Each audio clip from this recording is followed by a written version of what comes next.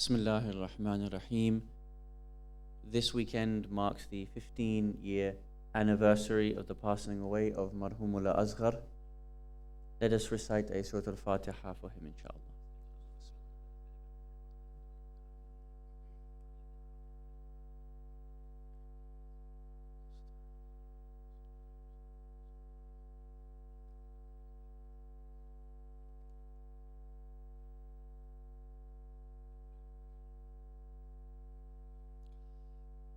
أعوذ بالله من الشيطان الرجيم بسم الله الرحمن الرحيم الحمد لله رب العالمين الحمد لله الذي هدانا لهذا وما كنا لنهتدي لولا أن هدانا الله والصلاة والسلام على أشرف الأنبياء والمرسلين خاتم النبيين سيدنا الممجد بشير المصدق المصطفى الأمجد محمود الأحمد أبي القاسم محمد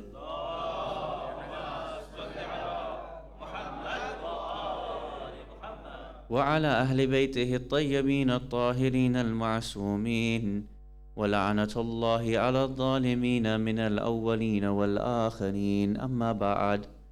قالت سيدتنا فاطمة الزهراء صلوات الله وسلامه عليها: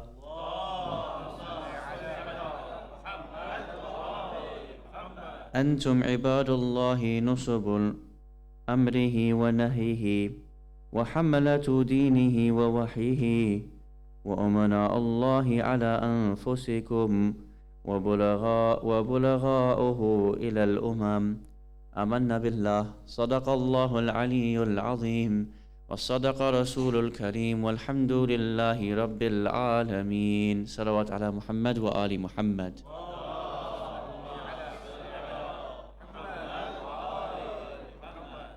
Awaited Savior of humanity, Imam al-Mahdi alayhi salam, my respected teachers, elders, brothers and sisters, Salamun alaykum jami'an wa rahmatullahi wa barakatuh. Last night we began our three-part discussion commemorating the martyrdom anniversary of Her Eminence, the Lady of Light, Fatimiyya az-Zahra salawatullah wa salamuhu alayha.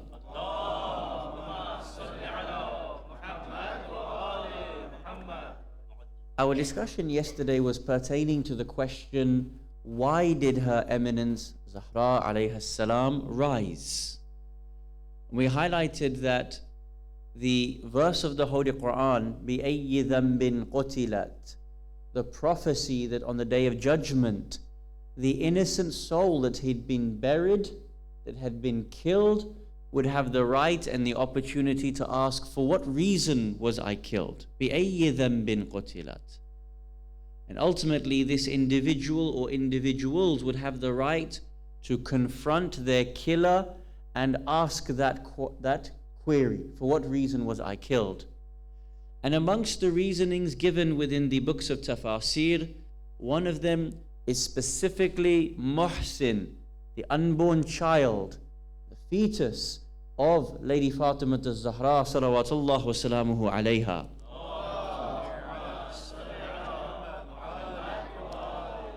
And we highlighted that when the Holy Prophet of Islam came, when the Holy Quran was revealed, many ayat of the Quran demonstrated generally what the Arab community were like in their pagan practices, and specifically what were the challenges related to the women of the community of Arabia. They would be buried alive as children after birth. They would be prostituted out, na'udhu billah. They were people that could be sold off. They would be people who were inherited as if property. They were people, ladies, who could be settled as debt, so that if you had a gambling debt, you would remove the debt by virtue of selling your own female family members. This is the way this community treated the women of their society. By the time Rasulullah had finished and he had turned that community generally into a God-centric, righteous community, they had forgotten those pagan practices. Now women would inherit. A mother was told that paradise was underneath her feet. A woman had the right to come out and testify within a court. All of those things which were not present yesterday were given to a woman. When the house of Zahra alayhi salam was attacked, one of the facets was to bring those pagan practices back in order to state that a woman was nothing in our eyes. When Her Eminence as-Zahra alayhi salam rose, there were a number of reasons. One of them was for her right in regards to her property of Fadak herself. One of the reasons was the right of her husband, who was the only and first caliph of Islam. And the third was to represent women at large and to state that I, Fatima, will take the burden of ensuring that we as a Muslim society do not go backwards as to how women are treated, even if that means the sacrifice in my womb, even if it means the sacrifice of my own chest, which will bear a nail penetrated into it. For these reasons, I rise and I ensure that my legacy will live as such that we do not allow the accomplishments that have been made by Rasulullah to be left entirely. Based upon this, we move forward into our discussion this evening, inshallah. And we stated yesterday that the second of our three topics would be a discussion entitled Defining the Ideal Woman in the Eyes of Islam. It is very important for us to ensure that we come to these gatherings of Fatimiyya, of Mahdawiyya, and the various seasons and events that take place within the Islamic calendar. Because of course, when we come together for Muharram and we have 10 or 12 nights, the speaker comes and a variety of topics are spoken about. When the martyrdom or the birth anniversary of any of the Ayyame, salamullahi alayhim ajma'een, come to us, we provide a topic, a theme underneath the auspices of that individual. And so it allows us not only to remember them as individuals, the treasures of depth that have come to us, but specifically a topic that is related to them. When it comes to the period of Mahdawiyya, we speak about Mahdiyan issues, the issues of Mahdiism. It could go in any direction. We may speak about the importance of Marja'iyya, the relevance of Taqleed. We may speak about all of these issues.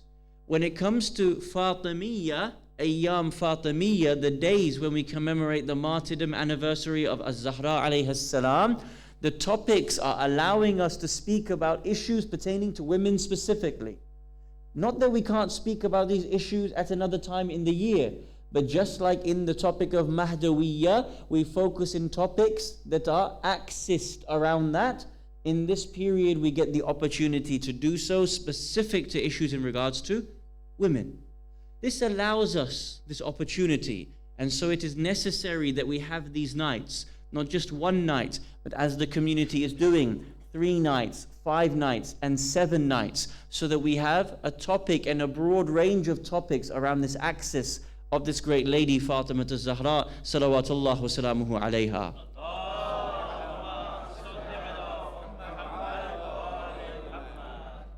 Her title, amongst many of them, Sayyidatin Nisa'il Alameen. That she is the leader, outright leader and greatest woman to be within the universes. All those that came before, all those were that to come after, none are underneath the dust of the feet of Fatima az-Zahra, salawatullah wa salamuhu alayha.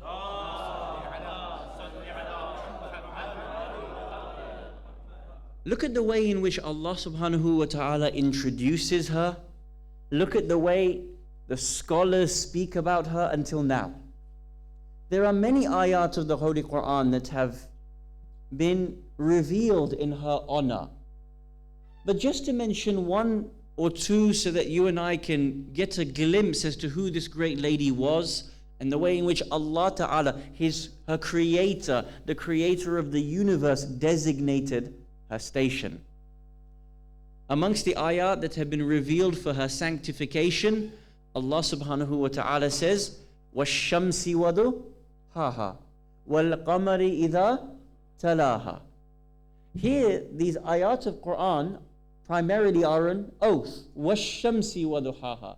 I take an oath by the sun and the illumination from it. وَالْقَمَرِ إِذَا تَلَاهَا. And the moon which reflects off the sun. You see, the moon as a celestial body doesn't have any light of its own per se. It requires to reflect the light of the sun, and so its greatness is taken from that.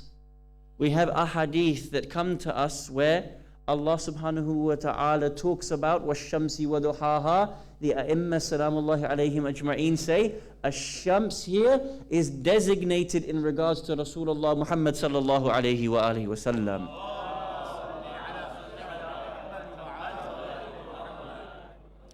وَالشَّمْسِ وَضُحَاهَا. I take an oath by the sun. Which sun? By Rasulullah himself. وَالْقَمَرِ إِذَا تَلَاهَا. And that moon that runs its course, and the moon which reflects the light of its sun.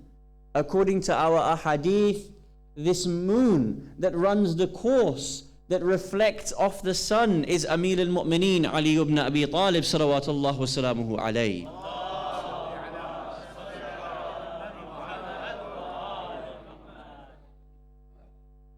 وَالشَّمْسِ وَضُحَاهَا وَالْقَمَرِ إِذَا تَلَاهَا. Here in these ayat we have the designation, I swear, I, Allah Ta'ala, take an oath by the sun and by the moon, meaning Rasulullah and the commander of the faithful. According to the narrations, وَالشَّمْسِ وَضُحَاهَا, the words وَضُحَاهَا, and this brilliance, this illumination that comes from Rasulullah, comes from this sun, is referring to Fatimiyya az-Zahra salawatullah wa salamuhu alayha.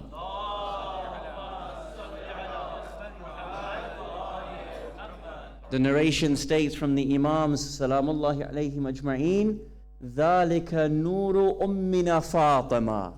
That is the light, the nur that emanates, that is our mother Fatimiyya az-Zahra. In fact, the hadith goes even further in itself. It states, Fatima, where does the title Az-Zahra come from? Why do we call her Az-Zahra? Why has this title been given to her? The narration states, Az-Zahra is that magnificent shine. Why so? She, Fatima, is the shine, is that glimmer, that glisten that is occurring for the celestial bodies in the heavens, the same way the stars glisten for you and I in the earth today.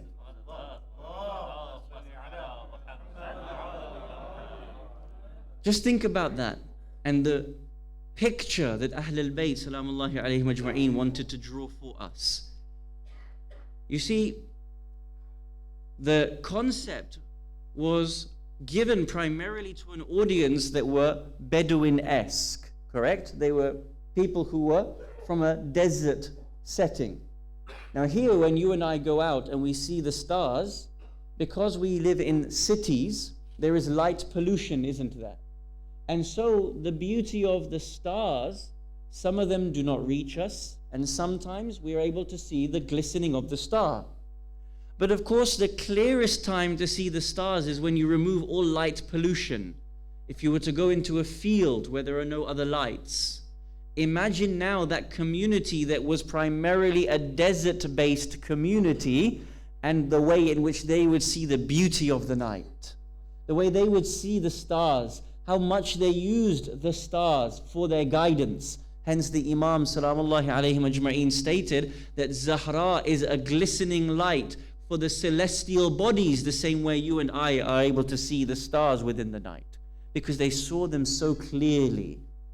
It is only the one that has the pollution in front of his eyes that can't see Fatimiyya az-Zahra's greatness.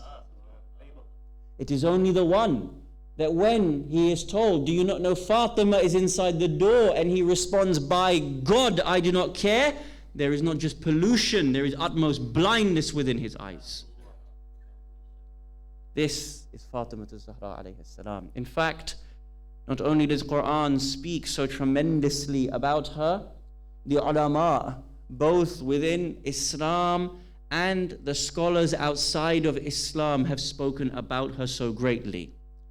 There is a Christian author in Lebanon that has written a wonderful book about Lady Zahra alayhi salam, and his name is Sulaiman Kattani.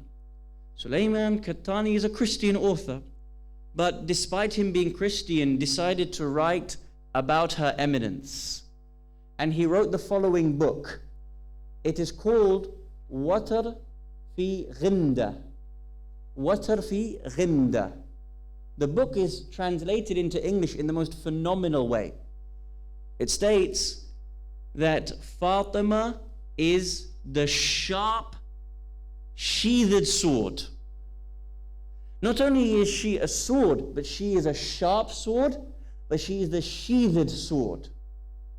And if you remember in yesterday's discussion, we stated that the reason, or one of the things that the tyrannical government didn't factor into in their coup d'etat, in their bloody insurrection upon the household of Fatimah al-Zahra, was they did not expect this sword to become unsheathed. They said to themselves, we will plan this months in advance. And we gave a hadith for this. We mentioned historically that they brought Banu Aslam, an outside tribe, in order to attack the house. What they did not expect was a woman who was primarily confined to her house to come out and upend the entire movement that they had made. Fatima, the sharp sheathed sword. In fact, in this book, you wouldn't be surprised to hear that it not only won Book of the Year in Lebanon, it won Book of the Year in Lebanon for 7 years running. A Christian writes. In the book, what did he write? He talks about her eminence, and he says, despite me being a Christian, there is none out of the women of this universe that is on a par with Fatimah al-Zahra. Now that is a Christian who believes in Maryam, salamullahi alayha, the mother of Jesus. So in the book he writes, when I'm producing this book, my Christian friends came to me and said, but you're a Christian, why do you praise Zahra alayha salam higher than Maryam? You're a Christian, it doesn't make sense. Your theology should suggest that Maryam is the highest woman within the history of humankind. He responds in this book, and he says, my response to those Christians who ask me about Maryam vis-a-vis the sanctity of Zahra alayha salam, he says, by God, had Maryam lived at the time of Fatima, Maryam would have been the page girl for Fatimah al-Zahra. Do you know what a page girl is? Many sisters would know this terminology better than the brothers. In traditional weddings, a page girl is a young child. You know, often in our weddings we ask our younger brothers and cousins to do something within the wedding. Maybe they'll carry the ring or something. A page girl in traditional wedding is the child that carries the train, the wedding dress that the wife wears, that she's about to be married into. There's a long train that normally comes from behind, doesn't it? The page girl is the one that carries the train to make sure it doesn't touch the ground. He says in his book, had Maryam been alive at the time of Fatima, she would have been the page girl for Fatimah al-Zahra, salawatullah wa salamuhu alayha.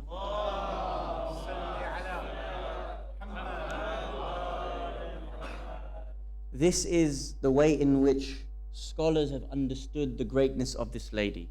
She is the ideal woman. She is perfection within itself.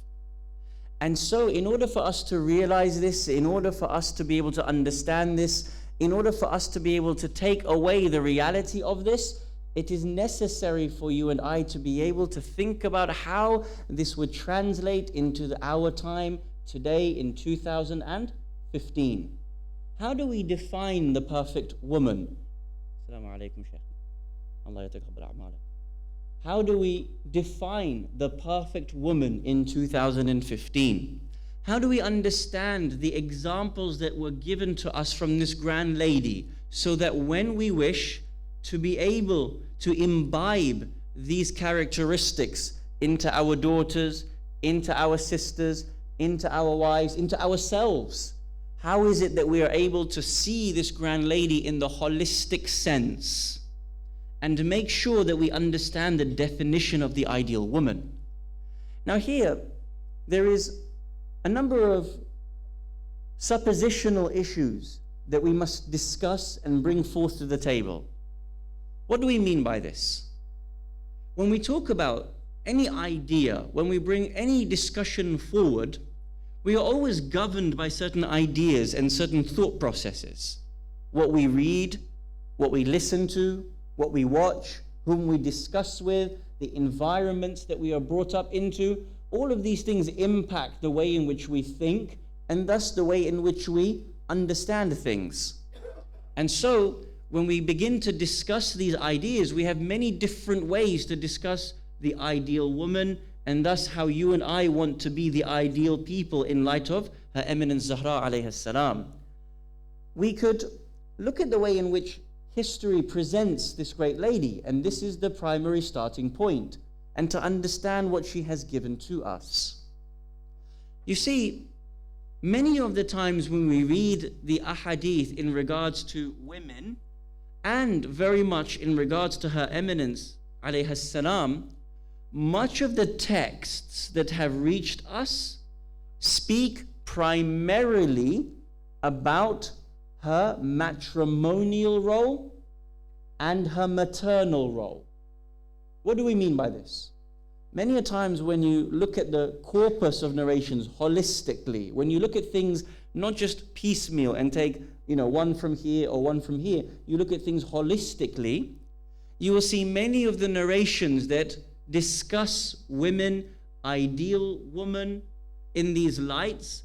Often the discussion pertain primarily to the matrimonial role and the maternal role. The matrimonial role means the role of a woman in relation to her husband, how she might deal with her husband. The maternal role means how she as a woman is in reference to her role as a mother. And so many of the narrations, either in regards to women specifically or Her Eminence Zahra alayhi salam, are in relation to those two roles. For example, many traditions come to mind, a narration that will say the best of women or the best of wives are those who please their husbands the most. Or a narration that says the cursed woman is the one who allows her husband to go to sleep displeased with her. We have many narrations in this ilk, don't we? So it builds a picture that the ideal woman is proposed within this particular remit. For example, we have that famous narration from Rasulullah Muhammad sallallahu alayhi wa alihi wa sallam,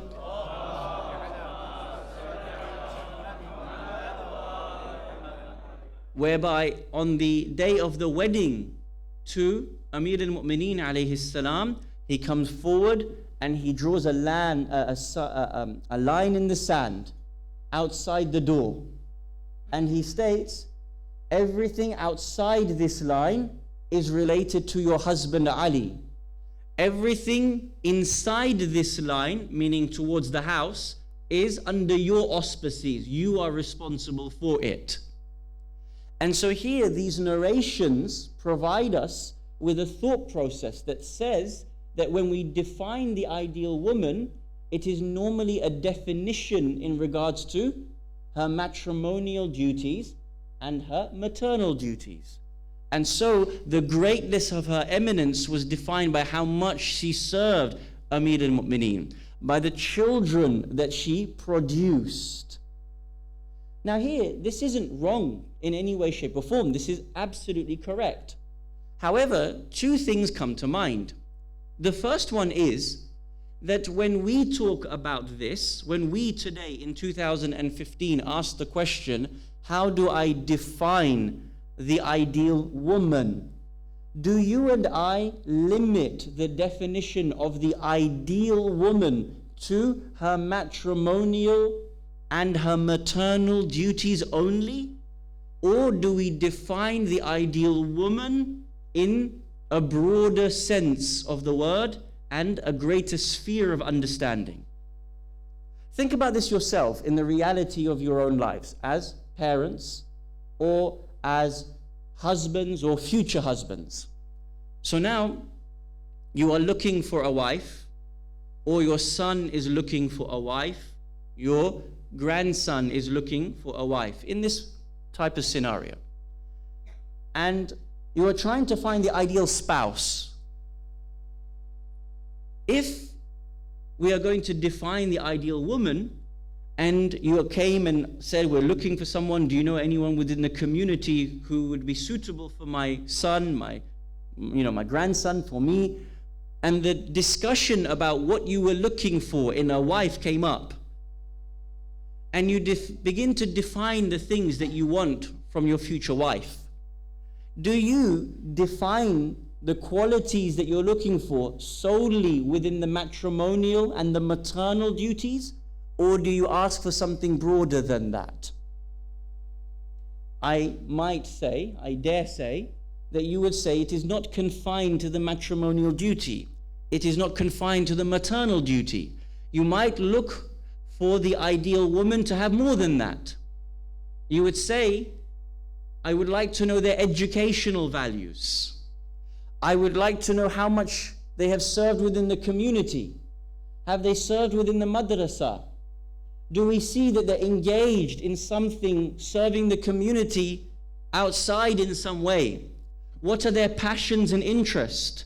What are they good at? Why? Because all these things will impact you in your relationship and ultimately be part and parcel of the children that you would produce, and that person would be an emblem for the community at large.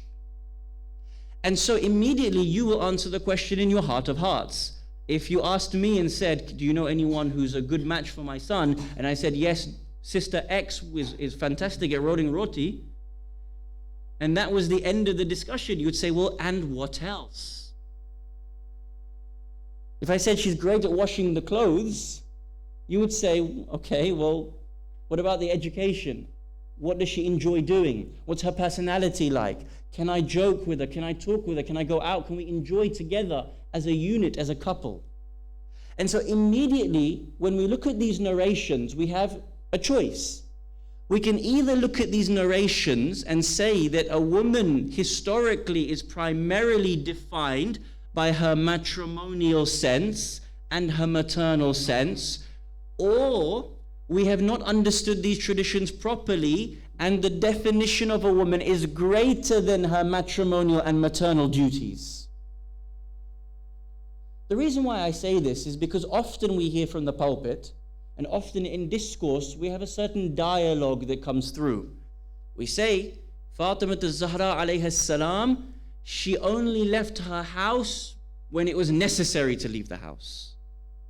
Zainab alayha salam, yes, she rose against Yazid ibn Muawiyah, but she did it only out of necessity, meaning that we have confined Sayyida Zahra alayha salam, Sayyida Zainab alayha salam to their matrimonial and maternal duties. But here in your heart of hearts, if I asked you to define the ideal woman, your own daughter, your own wife, and I asked you, should they be primarily confined to the matrimonial and maternal duties, you yourself may say, no, I am looking to make my daughter beyond just those things. I want her to be educated. I would like her to take a role within society. I would like to see that she's producing in some way. She is an emblem for humanity to be able to look at. Now, if you define the ideal woman beyond just her matrimonial and maternal duties, it would be just to be able to define Zahra alayhi salam in the same way. You can't limit her, but then say my daughter is going to go to university, my wife is someone I want to have been educated, someone who is able to partake in the community, someone who can go on the streets and partake in the movement. But then when Zahra alayhi salam is being defined, no, she only left her house when she had to leave her house. Here we have a choice of definition. How do I think about the ideal woman? How do I define her role within society? How do I define her character? How do I define the way in which I envision the ideal woman? And the way in which I make that definition will ultimately decide in which way I want my own children to be brought up into. If I define it as limited, then I will also say that my daughter or my future daughter-in-law should also be limited in those same ways. If I want that woman to be the emblem of faith in all ways, a holistic, balanced, complete woman, then I will produce my children in that way. I will look for my daughter-in-law or my wife in the exact same way. Here we have to ask ourselves, which one was it? Was Zahra alayhi salam defined by her maternal and matrimonial duties, and only if she was attacked would she leave her house? Or was it that we saw actually she was the absolute definition of perfection? She was a businesswoman. She was an educator. She understood media. She understood politics. And she brought them all together as the perfect definition of the woman. Which one was it?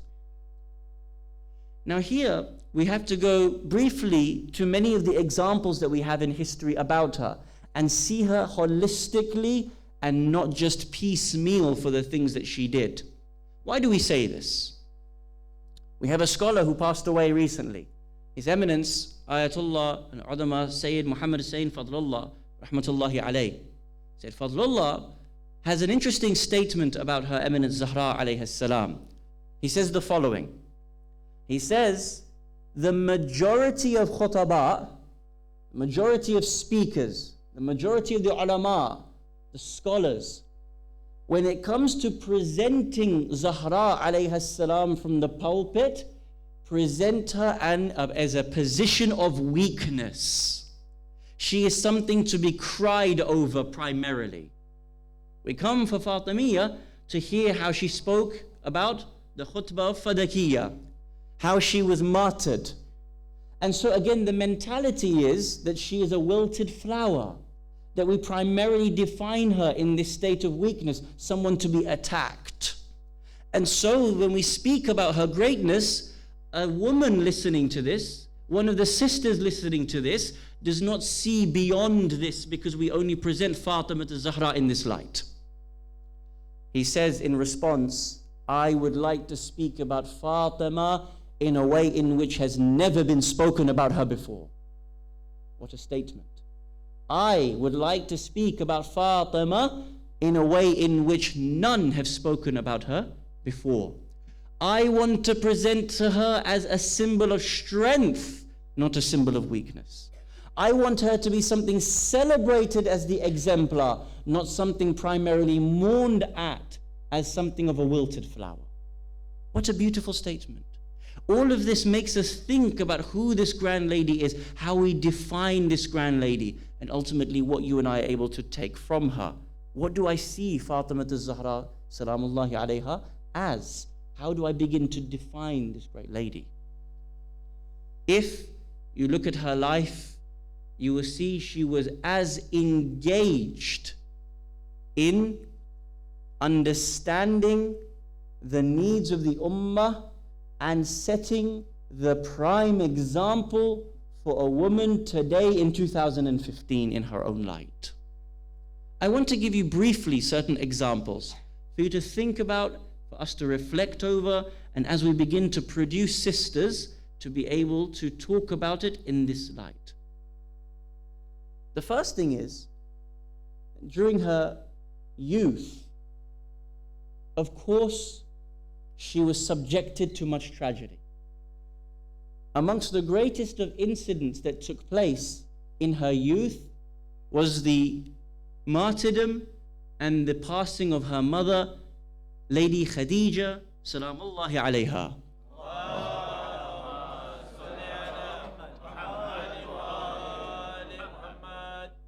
The economic boycott upon the Muslims had hurt so much that one of the scholars describes the death of Lady Khadija alayha salam as someone who passed away due to hunger, dying of hunger. That you will remember the narrations when they're in the Shi'b of Abu Talib. What did they used to eat? They had to used to eat grass and leaves. How long can you last on grass and leaves?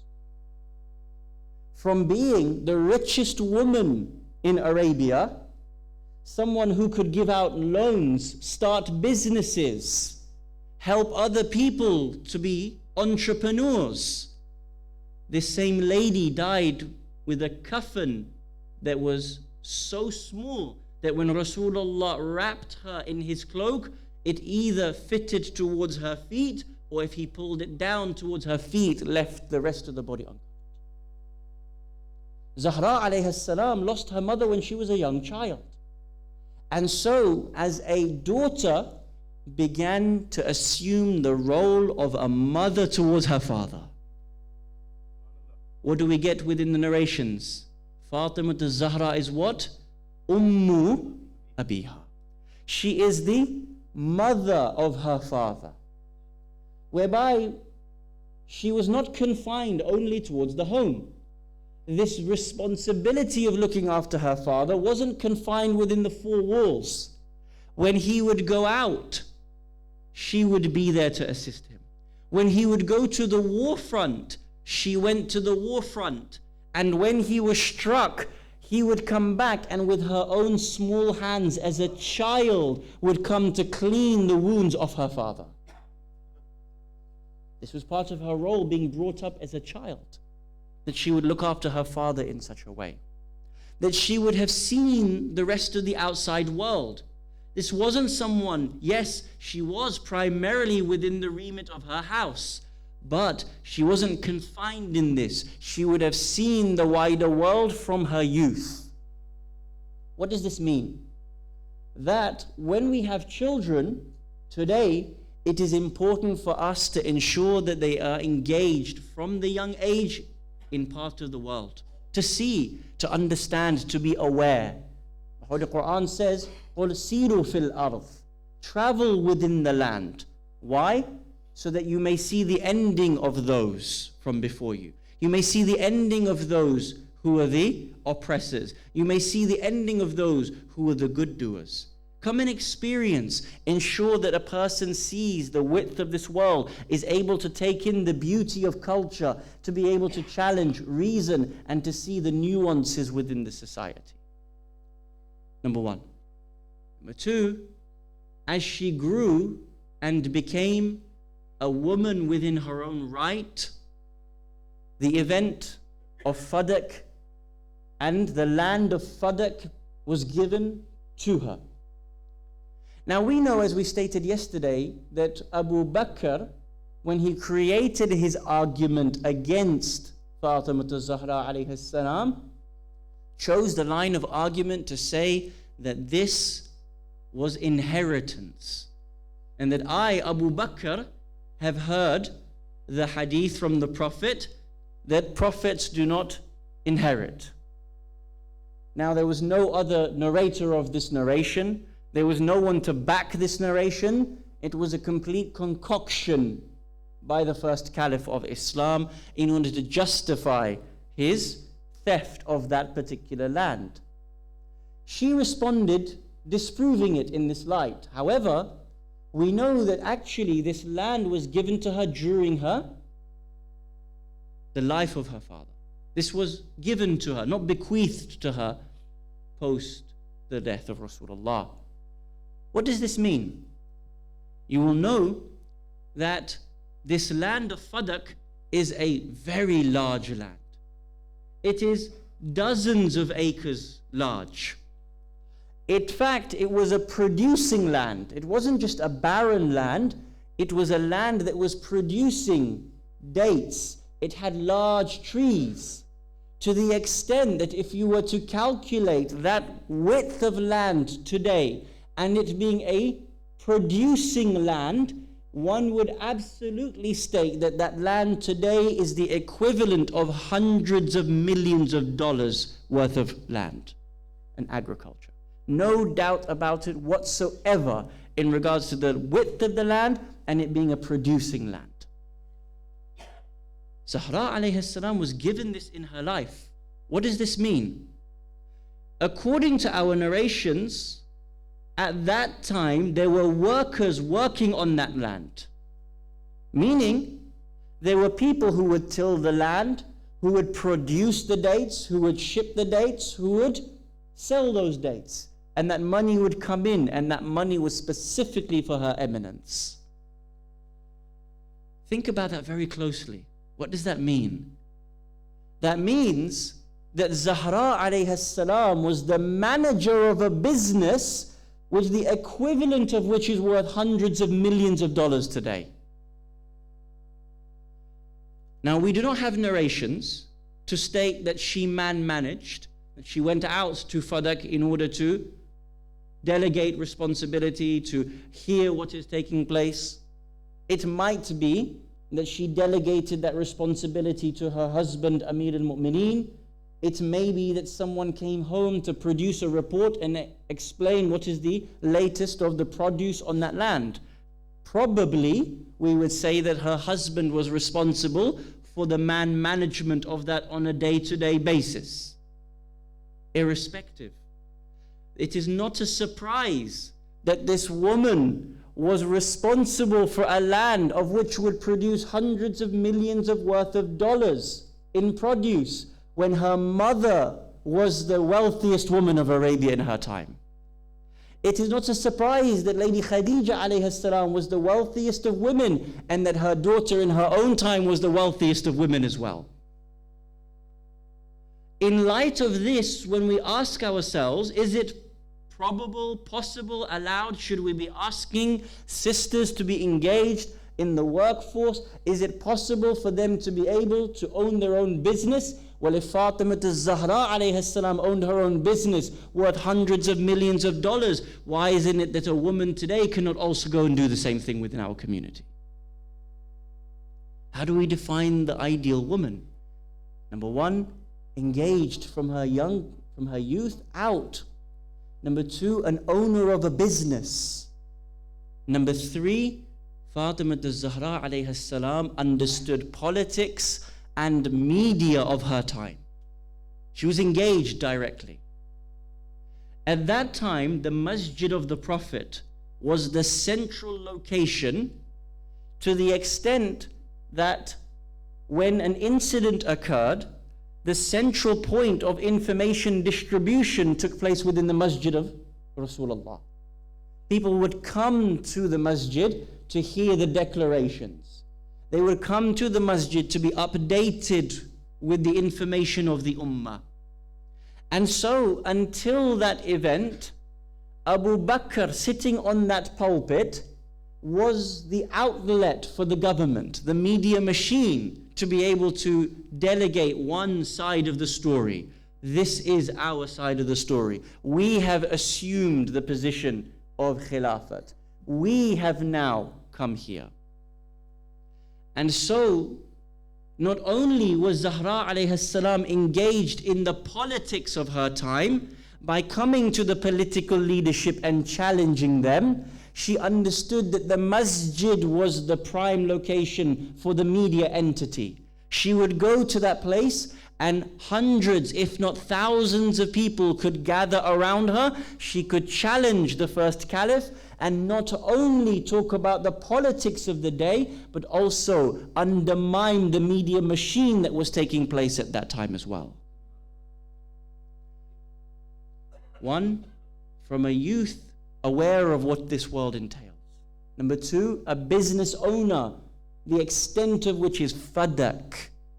Number three, engaged in politics. Number four, was a person who understood the media of her time. And number five, was a teacher of people within her community. The famous narration that we often cite, that she was in her house and a woman came to her and knocked upon her door. Zahra alayhi salam opened that door and the lady said to her, "My mother is very elderly. She herself cannot come to you, but she has many questions. And so I have come on my mother's behalf to inquire of all of these questions, and I would like them answered." One by one question was to be asked.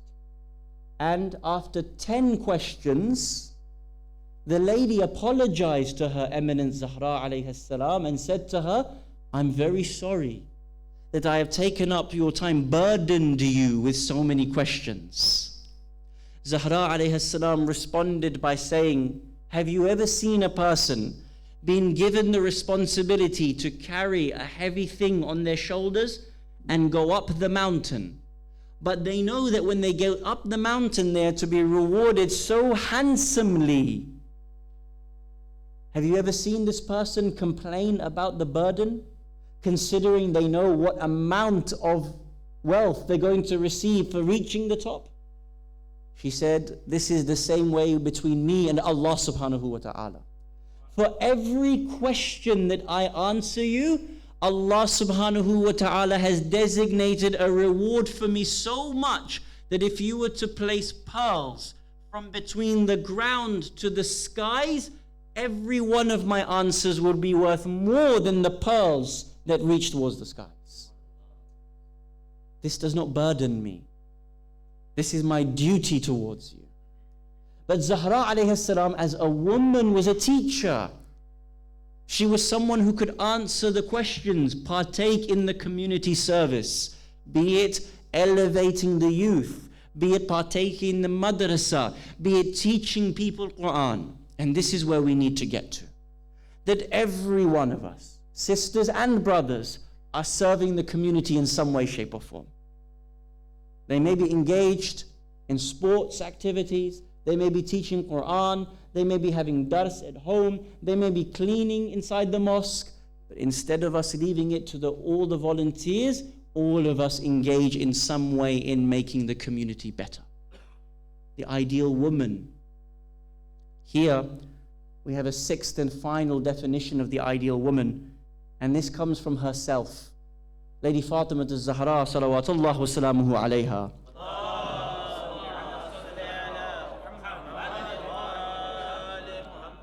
She states in her famous khutbah, "Antum ibadullahi nusbu amrihi wa nahyihi." You are the servants of Allah who have the responsibility of His commands and His prohibitions. وَحَمَلَةُ دِينِهِ وَوَحْيِهِ, and to carry forth His religion and His revelation. وَأُمَنَاءُ اللَّهِ عَلَىٰ أَنفُسِكُمْ, and you are the trustees of Allah upon yourselves. وَبُلَغَاؤُهُ إِلَى الْأُمَمِ, and the conveyors to the nations. And look at the language being spoken about here. Think about this statement from herself in her khutbah. The first thing she says, "Antum ibadallahi nusbu amrihi wa nahyihi wa hamalatu dinihi wa wahyihi." She says, "Antum ibadallahi." In the most elementary knowledge of the Arabic language, when you say antum, you may be speaking to male and female. If she was speaking to women alone, she may have said antunna, for example. But she says antum, and she's in a public sphere, in the masjid, where men and women are gathered. Meaning this nasiha, this advice that we are given from her eminence is not only for men, it's for women as well. What does she say?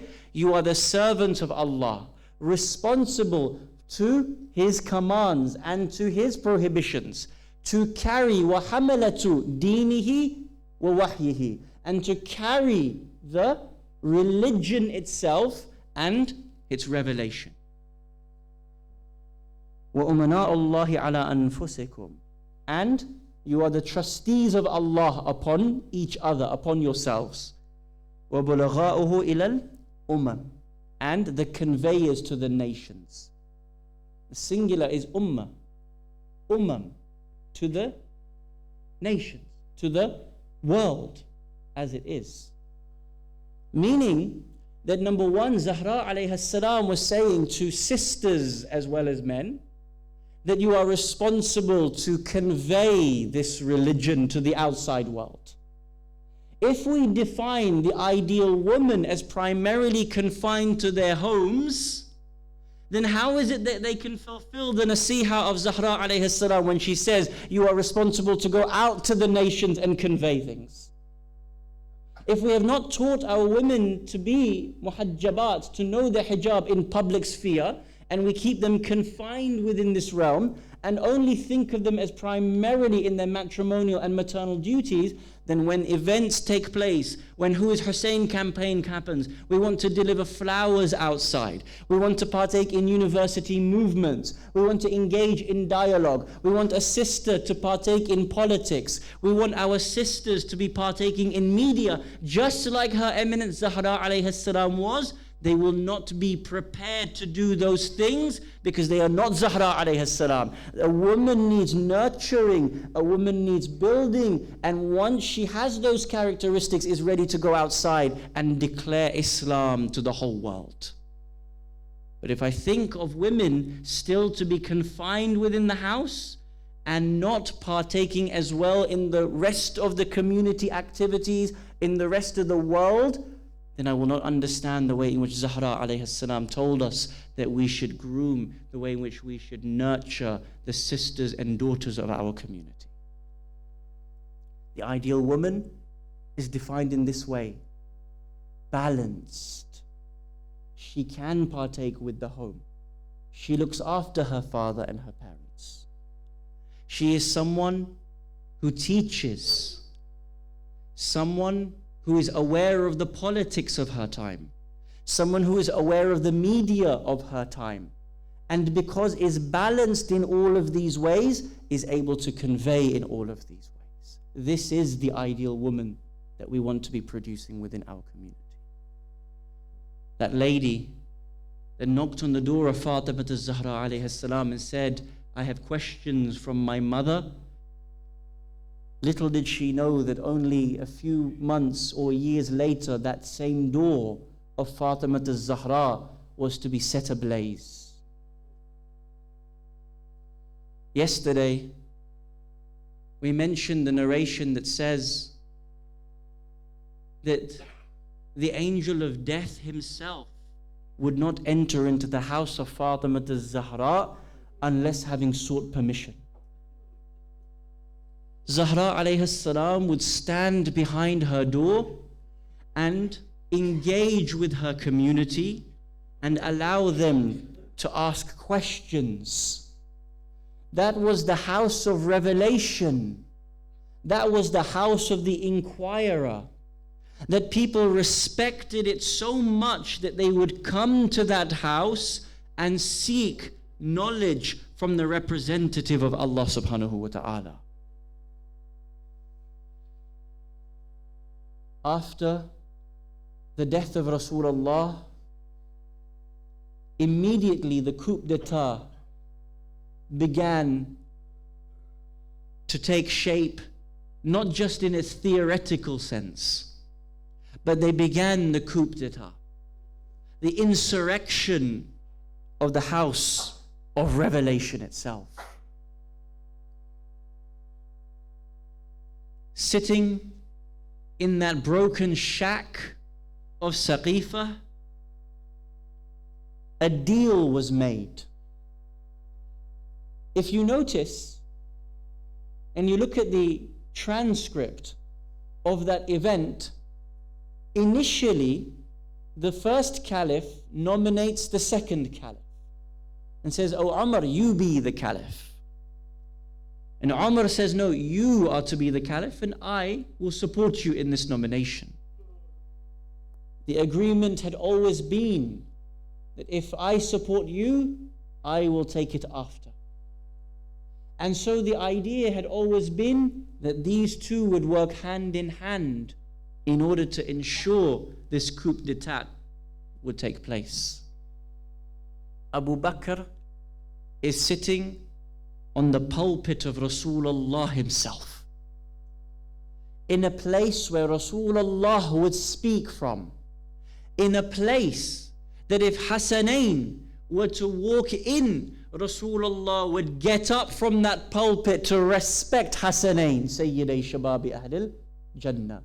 Yet from that very pulpit, Abu Bakr coordinated the attack on the house of Hasanain, Sayyiday Shababi Ahlil Jannah.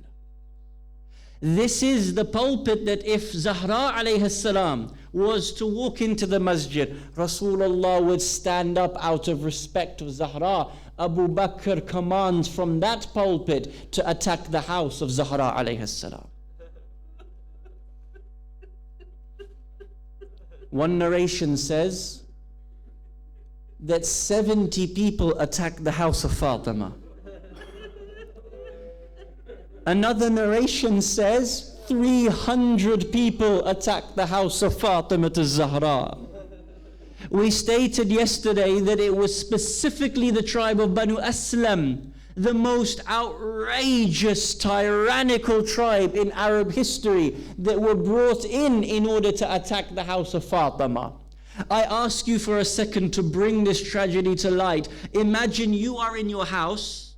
Imagine you are in your house with your wife, your children, and 300 men from the most notorious gang of your city come and surround your house. How terrified would you and your children be? 300 of them surrounded. The narrations state that they surrounded that house and they came to gain bay'ah and allegiance of the commander of the faithful. To the door, Fatima az-Zahra comes. She refuses Umar to come inside and take the allegiance. Umar goes back to Abu Bakr and asks, what should I do? Abu Bakr says, go and get the allegiance. A second time they go to the house, they are repudiated by Fatima az-Zahra, sent back by Fatima az-Zahra. Again, they go back to the masjid and they are beginning to discuss. Umar says, we need more people to attack the house of Fatima. And so Abu Bakr gathers these troops, and now when they come out for the third time, this is the attack on the house of Fatima. It is said that those 300 individuals come with swords that are unsheathed. They come with firewood and they begin to surround the house of Fatima az-Zahra. They begin to call, "Oh Ali, come out, we want your allegiance." At this moment again Zahra meets them behind the door and says, "Oh Umar, do you not have any fear of Allah subhanahu wa ta'ala? Do you not know that this is the house of revelation? Do you not have any shame before Rasulullah as to what you are doing?" At this moment, Umar engages in his rage and he says, "I will attack the house to get the bay'ah of Ali ibn Abi Talib." At this moment, one of those 300 men turns round and says, "Oh Umar, do you not know that is the beloved of Rasulullah inside the house? Will you really do what you are saying? Will you really attack the house of Fatima az-Zahra?" The response from Umar, he says, "By Allah, I will attack the house whether or not Fatima is there." At this moment, Umar in his rage begins to attack the door. Fatima, the princess of Islam, is standing behind that door. It is said that Umar in his rage, he begins to attack the door and he kicks that door. That very door that Malik al-Maut has respect for. That very door that every time Rasulullah would come to, he would say, "Assalamu alayki ya Zahra." This is that door. Zahra is standing behind that door, but not only is Zahra behind that door. Behind Zahra are the children of Fatima to Zahra, having to watch the incident unfold before their very eyes. At this moment, Umar kicks the door with such force that it becomes loose from its hinges. It begins to fall upon Fatima to Zahra. At this moment, the narration says that Fatima, being the mother, having that maternal instinct in her, she turns her stomach away from the door in order to protect Muhsin. At this moment, as the door falls, it is a protruding nail that falls towards the chest of Fatima. Fatima